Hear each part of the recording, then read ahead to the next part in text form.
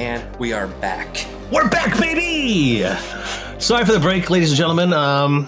We both went on vacations.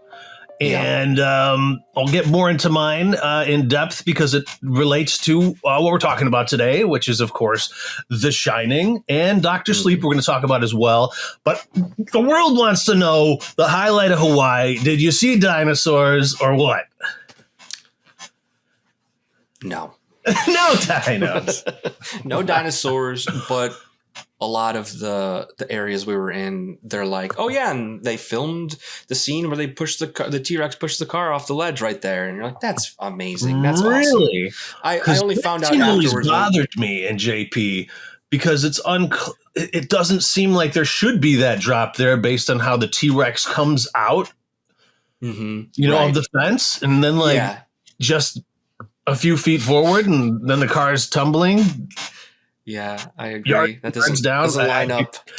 I didn't get that. So what did it look like then? It was flat. I mean, there was one area where there's like a big cavernous area, but it didn't look exactly like it did in the film, obviously, but it's beautiful. It's beautiful there. Did anything like really take you back to the film? Did you really? I think the Nepali coast, which is the west coast of the island, we took a catamaran boat ride up that coast, and when you're looking at, I took a lot of video of it, but you're looking up there, you basically are transported to the intro helicopter flying through the scene. Yeah, gotta love that. Well, that's awesome. It's pretty gorgeous. But beyond that, what was the highlight of Hawaii? How long were you there? I mean, we were there 9 days. Damn. I know. It flew by, too. I think the highlight there was finally just sitting around and doing nothing. Just relaxing. Not looking at emails. That was pretty try any fun Hawaiian foods? Oh, yeah. You got to try the poke bowls there. The fish there is amazing and obviously as fresh as it could be. Yeah. Very nice. Did a luau. Yeah, did all the delicious foods. Huh. Well, it sounds lovely. Notch. I hope to get there eventually someday myself. Very jealous, very jealous. Yeah. But I hit up some Colorado again. I've been there a bajillion times, but the girlfriend hadn't, and she was desperate for some mountains. And we had a couple of reasons to go. First night, Postal Service and Death Cab for Cutie concert. That was phenomenal. The following day, concert. Have you heard of this strange, it's kind of like an adult Chuck E. Cheese. It's called Meow Wolf. It's this, there's multiple ones in different cities, but this one has 3 stories of just weird, interactive, House of Mirrors zones where you're pressing buttons everywhere. And there was some hunt too, where you're looking for these little screens and you get it's an adult Chuck E. Cheese with lots of crazy, beautiful art and, stuff that you crawl into as an adult and stuff. It's very immersive and otherworldly. It's a very surreal space. I would love that. I would love to go there. Yeah. Denver has one. Las Texas. Vegas also has one. I know that. And I'm pretty sure New York does. But yeah, I give it a 5 thumbs up there. That Meow Wolf. Wow. Meow Wolf it is. I have a tendency to call it Meow Cat, obviously. That sounds like the upcoming movie Five Nights at Freddy's. Oh my goodness, yes. Actually, there is a specific area in Meow Wolf that is like a Five Nights at Freddy's, this creepy ass cheese monster. They do it up. Yeah, it's very cool. It was kind of scary. It does relate to this. But most significantly to the cast is we went to Estes Park. And while I'd been to Colorado a bajillion times, never been to Estes Park. And this is where the Stanley Hotel is. And the Stanley Hotel is related to The Shining. And it's not the exact hotel that was used. In fact, I think that was a set. It's I think it's in England, the actual building, is it? Actually, a lot of the exteriors, I think, were filmed in Oregon. And then the stuff inside was filmed because Kubrick wouldn't fly. So I think they did the exteriors in Upper Oregon, almost Washington area. A lot was in England, though, is what I remember reading. Right. Because Kubrick refused to fly anywhere. He basically had all of his productions built on a set which is really amazing when you rewatch The Shining and you see the nods to Apollo 11 and the moon landing. It being filmed on a set, and like there's so many things in the background. Even in the kitchen, I finally caught there's a Tang up on the shelves. Isn't there a whole documentary called Room 237 that deals with how ultimately this was his way of saying that it was fake? But and apparently, what's that about? The hotel didn't really have 237. They changed it. It was 217, and the hotel was like, we don't want you to do that because people may not want to stay there. So he made up 237, which didn't exist. Interesting. Well, the Stanley Hotel is the hotel that Stephen King came up with the idea for it. And it's actually a really interesting story. We went on this tour. We kind of had let's call him Green. Okay. He was a little wet behind the ears, right? He was you could tell he was struggling to remember lines. He didn't have the normal tour guide vibe. He had like an actor vibe while being a tour guide. So like you saw him just like trying to remember. Anyways, what I found really interesting is that King and his wife, I guess, were having like marital issues or whatever, and they were going to go to a different hotel in Estes, but because of this snowstorm, they were diverted to the Stanley Hotel, and it was the last night that the hotel was even open, and there was nobody else in the hotel other than King, and they couldn't like turn him away. They didn't necessarily want anyone there because they didn't have full staff or anything.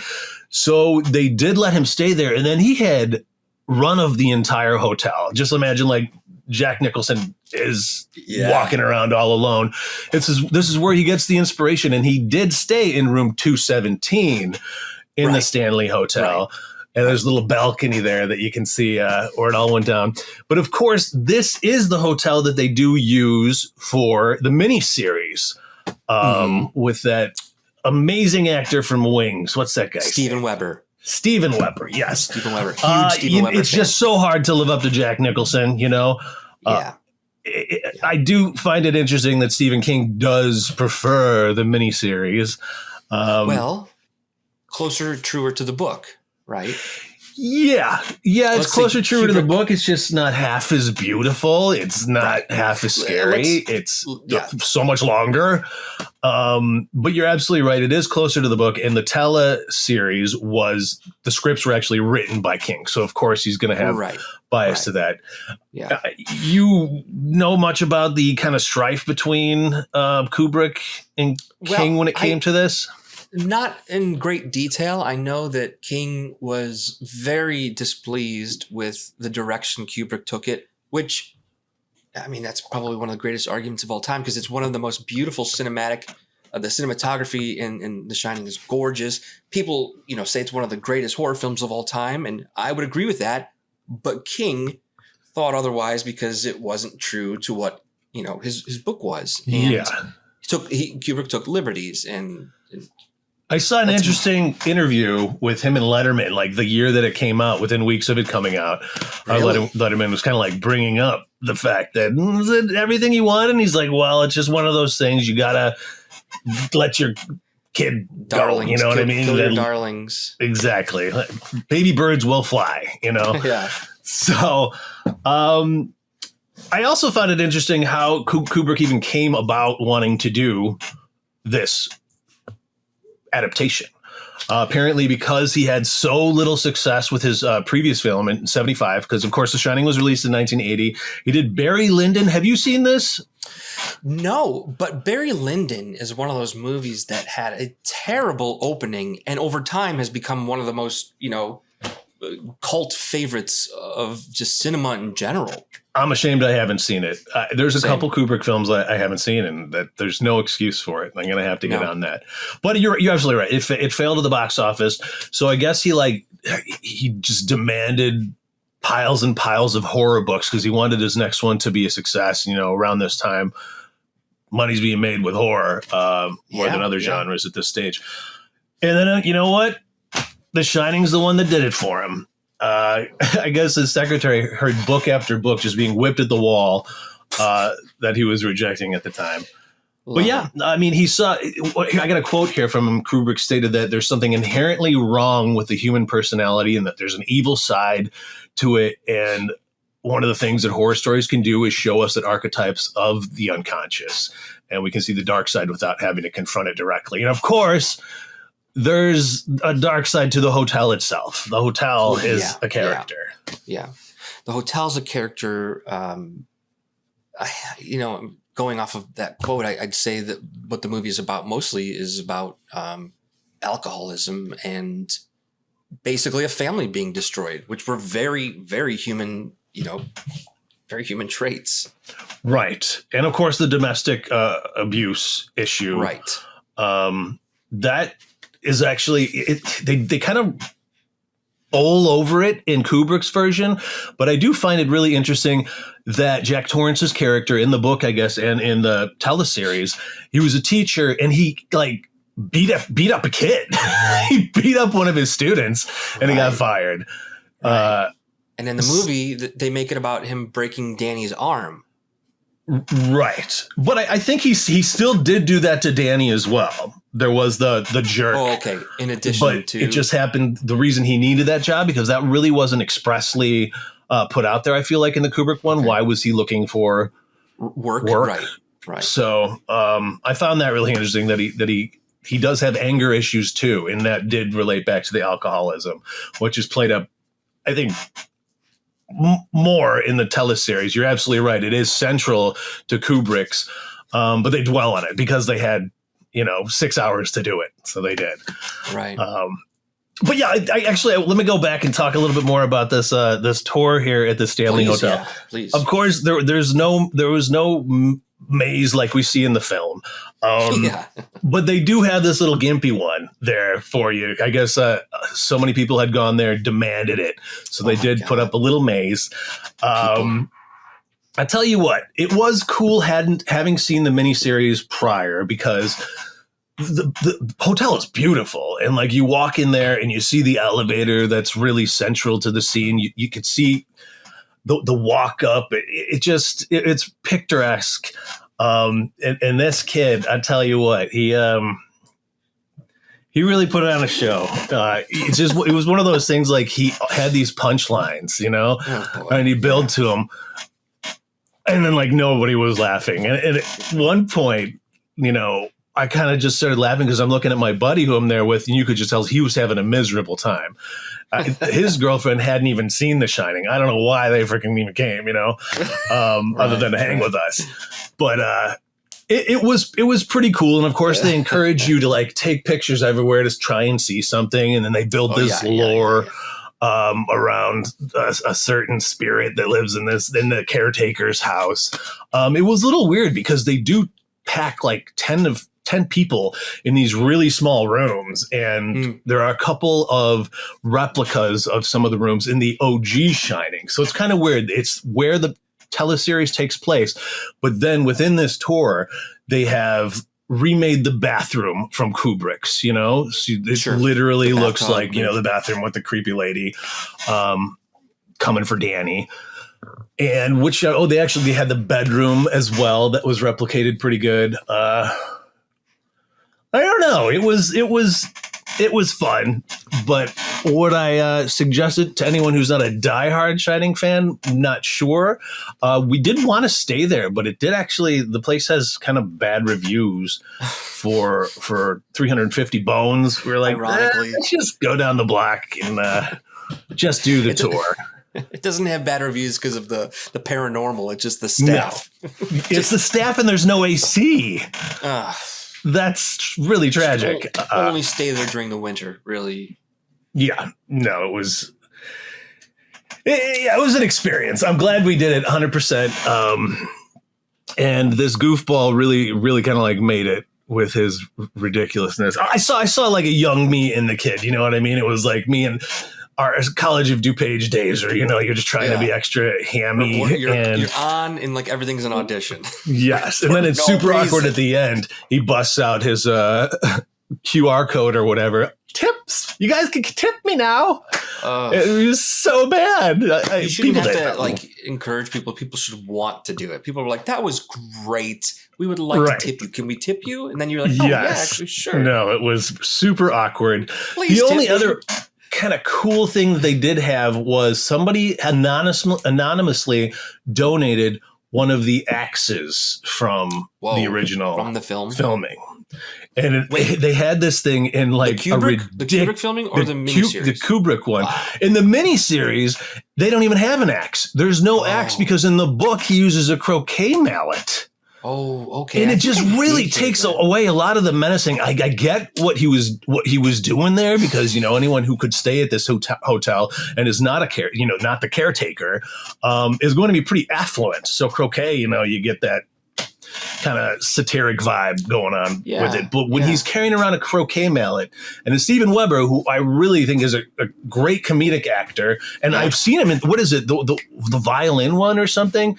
He's in a recent horror film that's really good. Yeah. You know the one I'm talking about? The Netflix The Violinist movie. Or something? Yeah. And it has the girl from Girls in it. Yep. Allison the daughter Williams. Of the NBC host. Allison Williams, yeah. Yes, thank you. Yeah. You know what? It's just one of those things. Maybe if you see it first and then watch The Shining, you might enjoy it. But it was kind of funny at the end of the tour. He's like, he warned us all. There's going to be a big surprise at the end. So he has his one QR code for his tips, and then the other one is so you can watch the miniseries for free. I had seen it, so that wasn't too bad. Thrilling for me. But I remember most miniseries when they came out to television for Stephen King specifically. Oh my gosh, yeah.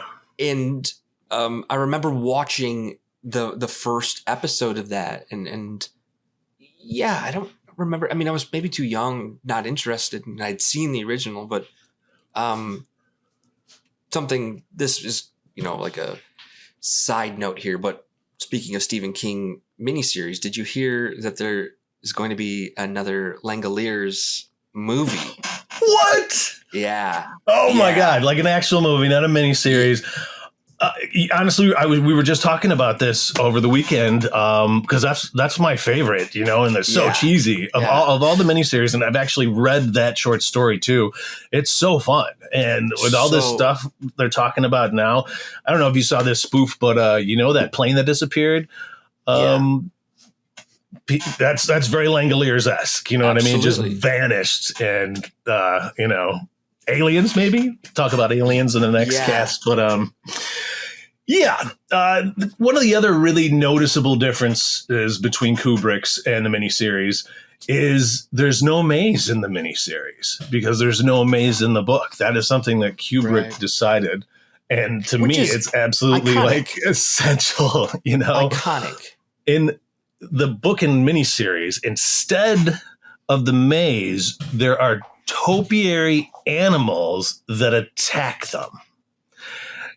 And maybe in the book I could see that maybe working, but this is 1997 graphics, and it just looks really, really bad. It's it's horrible. That being said, if you remember the Langoliers, it's so fun conceptually, but then when you actually see these things, they're kind of goofy looking, right? Yep. I mean, just like kind of fuzz balls or like razor staticky things. How would you even describe those? I don't know, but I think Kubrick took the right choice. Yeah. Of inventing something new, and who knows where he came up with that, but that's really, really like iconic cinema right there. Yes. Yeah. I don't know. What would that movie be without that? They were going to try and do the topiary stuff, but I think they acknowledged in 1980 they did not have that capacity. I bet Kubrick was also not interested in doing that. I bet he looked at that and he's like, we're not doing that. It's completely different than the film I'm making, and that doesn't make any sense. So I think as angry or upset as Stephen King was for the adaptation, I think you can't be upset. I mean, if the movie stunk, you could have been even more upset. But people love this movie. It is some people's favorite movie of all time. Understandably. Yeah. And I think it has endless rewatchability. I mean, every one of the scenes is just so like breathtaking. The cinematography. I mean, it still bleeds into pop culture today with that latest. What was that? Ready Player One. There's a whole freaking find the key sequence that they go through the Shining Hotel. So fun. Which was a blast. I mean, think about how many times The Simpsons has done it. You know, like there's the references to The Shining are over the top, but you're right. Almost every scene is its own like perfect little masterpiece from, you know, the weird, some of the stuff in there is weird with the man in the bear suit. But what I'm talking about is like the scenes with that is weird. Jack at the bar, Jack in the bathroom, like Jack breaking down the door. Have you ever seen those behind the scenes footage of Jack Nicholson hyping himself up to a little bit? Yes, I have seen that. It's so much fun to just even see that moment before he's getting crazy. Right. There's something I actually did want to ask you about because it's widely known that Kubrick really went to extremes with Shelley Duvall, right? And really did try to scare her maybe to a point where she didn't actually act after that. Right. What's your take on that? I mean, does that take away from it a little bit, knowing that there was kind of like abuse? I don't think he could do that now. You hear specific famous directors. I mean, Tarantino has this story with Uma Thurman pushing things too far. I don't think it does hurt. Really, that's interesting. Yeah, it does hurt when you find out like a director needed to do something. It's almost not having the faith in the actor to deliver in the performance, so you have to go above and beyond. Or was he planning this the entire time to do this? It's psychologically damaging. I found it interesting that she wasn't initially his number one choice. Nicholson was, but he'd also considered De Niro. Can you imagine this with De Niro? No. As much as I love De Niro, and he would have done a great job, but it would have been a different character. I agree. Yeah. Robin Williams was up for it.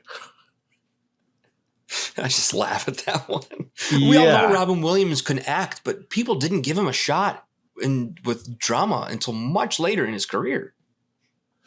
It could have changed his whole career if he was Jack Torrance. I guess Harrison Ford was also on the docket, but Stephen King didn't. He put a nix to the aforementioned ones. Chris Christopherson was the backup. If Nicholson didn't take it, it was going to Christopherson. And I think that's the second best choice for it. I could have seen that. I could see that working. Yeah. I would agree with that. But in the case of Shelley Duvall, Jessica Lange was supposed to be brilliant actor.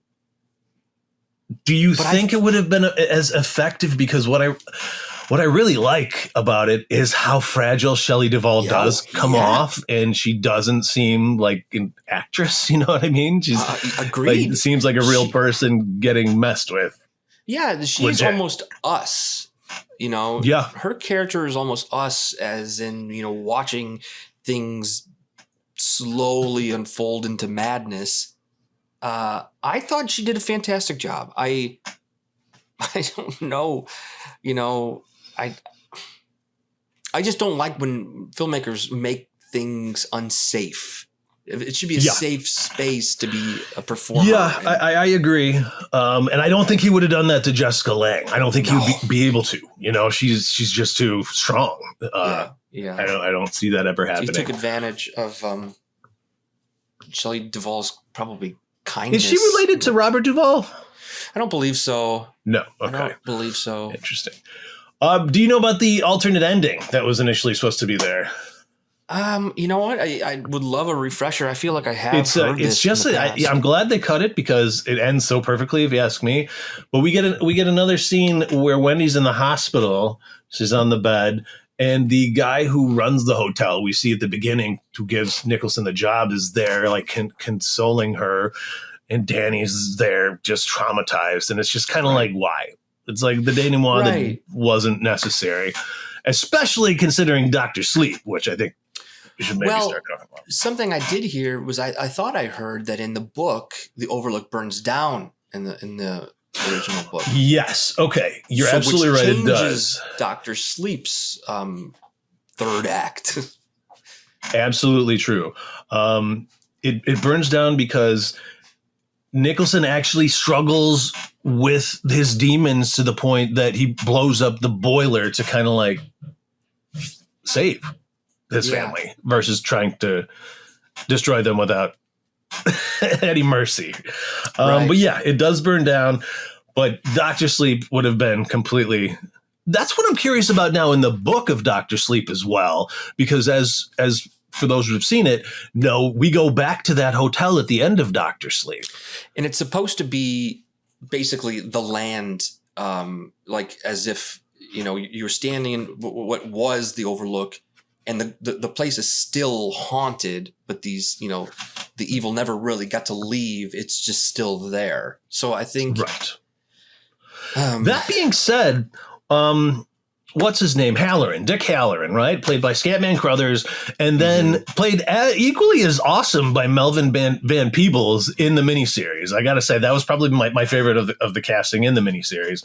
What's her name? Rebecca Romaine? No, what is it? I can't think of her name now. From Dr. Sleep, Rebecca Ferguson? Or are you talking about this? No. I'm trying to think of who played Wendy in the miniseries, and it's escaping me. Rebecca De Mornay. There it is. Yes, De Mornay. Okay. Yeah, it was one of those things too. Like you got such pretty people in the miniseries relative to Jack Nicholson's he's not a handsome man, from my opinion. He's an amazing actor and has such character in his face.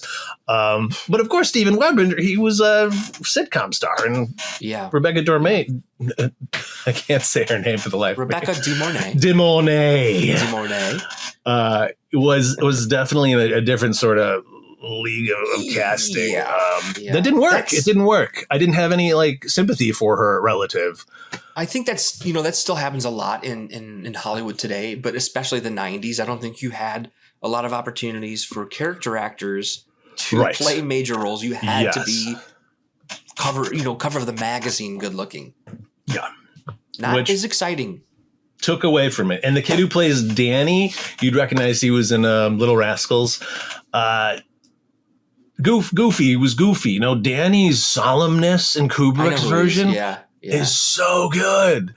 But this kid was kind of he's got a bowl cut hair. I guess Kubrick's Danny kind of does, but it's more of a shaggy. This one is just, he just looks like a little dweeb, from Three Stooges. Yes. At least, Danny's from 1980 was very popular in the time. Oh, interesting. Outtakes of the opening panorama shots were later used by Ridley Scott for the closing moments of the original cut of Blade Runner. So that's kind of interesting. I had no idea about that one. No. So let's get a little deeper into Dr. Sleep here. Sure. I hadn't seen Rebecca Ferguson prior to that, and I feel like she's popping up in everything now. Yeah. No, I completely agree. I think this kind of put her on the map, even though this movie was also not a success. I mean, it did make a little bit of money, but it didn't have that buzz, No. A lot of people, I think it just fell under their radar. And it sucks because we're talking about Mike Flanagan here, who we're going to eventually talk about House of Usher. And this man knows what he's doing. I think he was the perfect choice for it. Did you watch the regular or the director's cut? I've only ever seen the theatrical, never the director's cut. I watched the director's cut, and it's 3 hours. So, Yikes. I don't know what would have been cut, though. I'm really kind of curious now to go back and see what was sliced off. I'm going to be honest with you. The first time I saw it, I think it was the theatrical cut, and I didn't really like it the first time.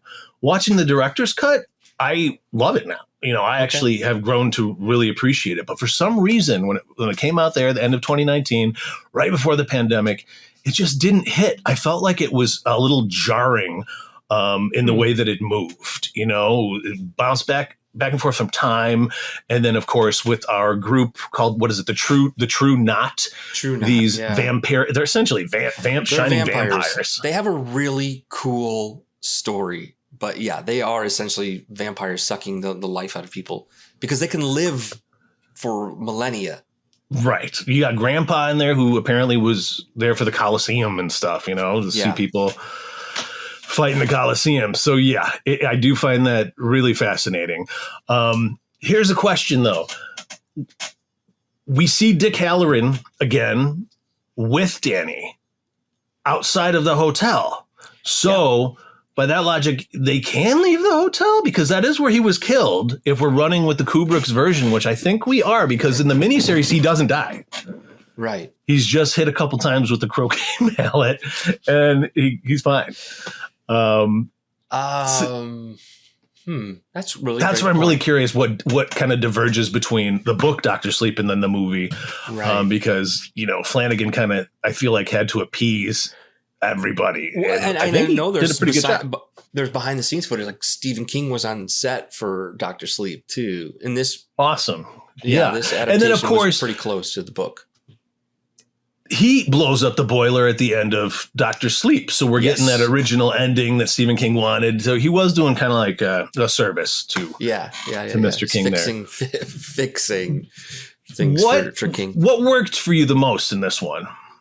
I thought the character development was really, really good in this movie. I think this movie, I think it's underrated. I think the first 2 acts do such a good job of setting up its own story, developing characters, and not doing any fan service where, like I imagine people right out of the gate wanted Shining stuff, but you needed to wait until the 3rd act to really earn it. You needed to be patient with this story, and it is long, and it does have its slower moments, but I think the characters were so good. And my God, I don't say this a lot about child actors, but Abra is fantastic. She's so good. So good. So much so that Mike Flanagan has now pulled her into his network, and she's in House of Usher.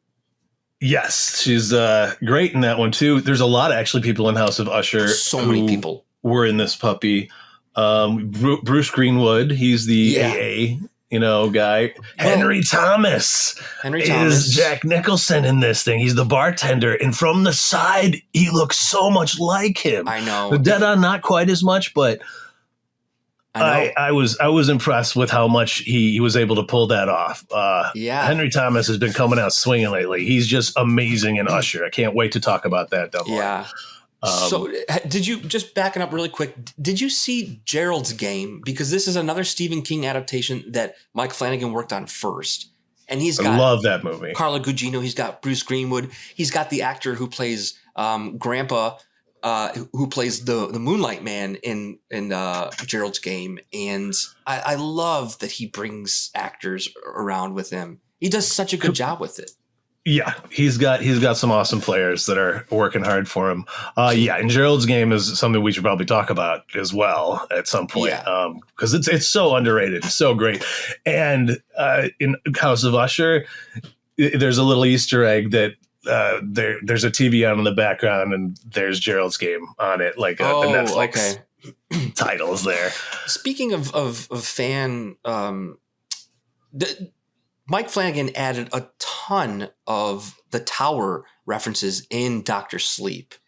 I don't know how familiar you are with the Tower. I'm not very familiar. Is that the one with McConaughey and Idris? Yes, but the book series is one of those ones that King wrote, I think, under his pseudonym. I forget his other writing name originally. And then he has references. It's so interesting that he chose that to really pepper out throughout this movie. And I know a lot of people who adapt Stephen King stuff like to pull in from his world. So I just thought, like, even the name of the bus that Danny rides into this new town, I think it says Tet or something. Really? That's from the Gunslinger series, the Tower. And there's I think at the beginning of the movie when we see Rose, the hat, They're on land that is the same company that like owns everything in the tower. Really? It's so interesting that he Okay. wanted to do this. Yeah, because I remember not loving that movie. I just don't remember anything about it. I think the movie I think did I watched not do it. a good job. They needed like a Mike Flanagan to do it. Yeah, I don't remember a thing, and I think it was just bad casting, right? Matthew McConaughey wise. Yeah. Idris Elba was great, but yeah. But yeah, but we have such an amazing villain in this Rose the Hat. She's so good, because the only thing else I really have seen her develop a character in is this new TV series where it's Silo. I think it's Silo, where everyone lives underground. Yep. Great show. And she's the lead of that. It was good, yeah. But it was such a dichotomy to see her kind of the hero in that, and to be this like kid murderer, essentially. This opening sequence here in Dr. Sleep is pretty terrifying if you think about it, because this poor little girl, Violet, is just surrounded by all these vampires. This cult. Then when we see what they do to what's his face, Jacob Tremblay later, the little baseball kid. Yeah. It's horrifying. And it's kind of funny. Go back to that opening sequence where she's like, she just wanders off. I was immediately brought back to the opening of The Lost World, where the kid kind of wanders off instead of dealing with the little dinos, compies. She's dealing with the shining vampires. The Knot. Pretty horrific.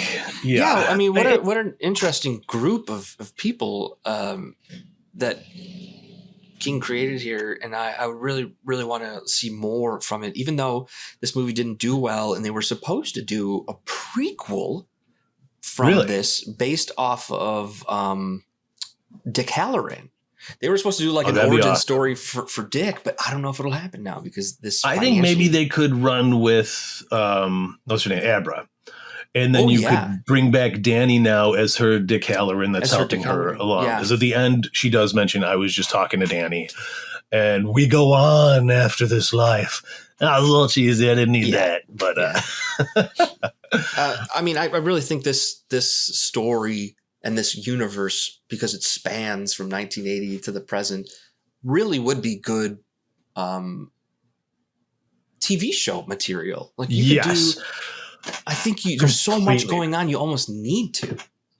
Yeah, that's why I think in his director's cut, it did feel like a short Netflix miniseries by Flanagan in a way. Yeah. I could see how the chapters could have been cut up into episodes, and it might have actually worked better.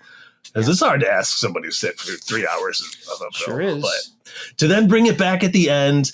We're there on the stairs again. We're there with the axe. The tables have turned. You got the woman who's now the mega villain. And the kid is not just kind of like helpless like Danny kind of is. The exception of the ability to shine. Danny's not as formidable as Abra at all. I was going to say she's much stronger with the shine than Danny ever was. That's true. Yeah. That's kind of interesting. They all have kind of different powers, right? A little bit, because what's her name? Rose the Heck can astral project. Yeah. Was it clear what are some of the other powers? Snakebite was able to basically put a trance on people. Yes, right. Crow Daddy didn't have powers, I don't believe. I think he was able to communicate, but I don't think he had. Okay. So he could just... That's surprising that they wouldn't just snarf him. But depending on how old he was when they found him. Well, yeah, most of them end up dying, right? And poor Cliff Curtis gets it good. Yeah, Billy. He's so great. I just love him as a performer. And what an interesting... He's there for Danny, but then he really goes above and beyond. Like they start just straight up killing people together.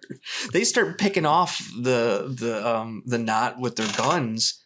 It seemed a little bit extreme, but I mean they're murderers. Well, they were trying to murder Abra. That's true. But apparently in the book they all die from the measles. What? Yeah, they're so vulnerable to... They've lived over all these centuries, but they've never built up the ability to withstand human the common cold, or like they can still get sick. So the measles is what takes them down. I do think in this case, what they did with the shootout is the better way to go. I don't think measles would have been as satisfying. So it's almost like taking down the aliens in Independence Day with the common cold. Right. Yeah. I was very satisfied to see Barry the Chunk get shot, Barry the Chunk. He was so creepy when they roll up to Eddie. Jacob Tremblay. Yeah. Don't you think Jacob Tremblay would have been a really good choice for young Danny? Yeah, because we do have that sequence at the beginning where he does try to recreate the trike scene rolling over the carpets. He was certainly better than the miniseries Danny, this one. But no, you're absolutely right. Jacob Tremblay does have that kind of like stoic nature that the OG did. So, yeah, I'm hoping we get to see Danny Torrance as the new Halloran and a potential. Yeah. But is that likely to happen? Probably not, right? Probably not, because apparently people didn't invest money or time into Dr. Sleep in the theaters. It's just a bummer because Mike Flanagan did a really great job. Where do you think they missed the mark on selling it? Because it seemed like it would have been a no-brainer.